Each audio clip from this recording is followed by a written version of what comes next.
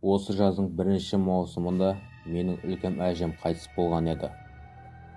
Бәрі осы күнді күткен еді, бірақ сонда да күтпеген кезде болды.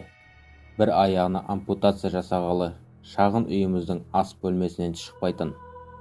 Өзі үйіміз 2 бөлмелі болатын. Қонақ бөлме, тағы ас бөлме. Ас бөлменің бұрышында диван болатын. Соның үстіне көбіне үлкен әжем ұйықтайтын. Үлкен әжемнің қайтыс болғанына 9 күн болды. Ертеңінен ата-аналарым зиратқа қарай кетті. Ал мен, шынымды айтсам, еріншектігім ұстап бармай қалдым. Оның үстіне үлкен әжемді де онша жақсы көрмеген едім. Қысқасы, мен үйде жалғыз қалдым. Ата-аналарым кетіп қалды.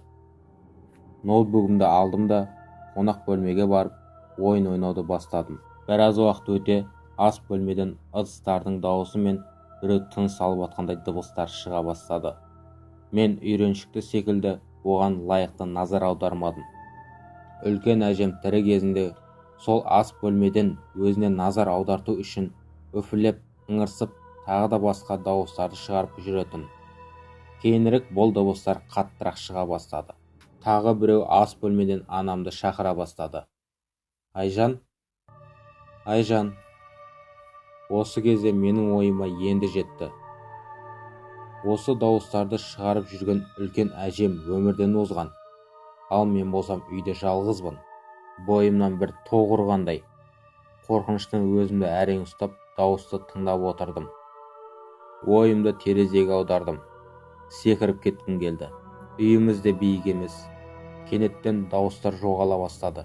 Мен де аздап өз-өзіме келе бастадым. Бірақ мен ойлағандай болмады. Ас бөлмеден біреу жақындап келатқан анық естідім. Орнымнан тұрып көшеге қашып кеткім келді. Бірақ денем мені тыңдамай тұрды. Тынысым тарылып, үстіме мұздай су төгілгендей болды.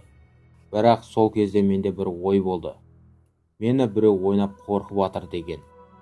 Осы кезде бәрі тоқтап қалды. Жүрістер тынышталып, менің қорқынышым басылып қалды.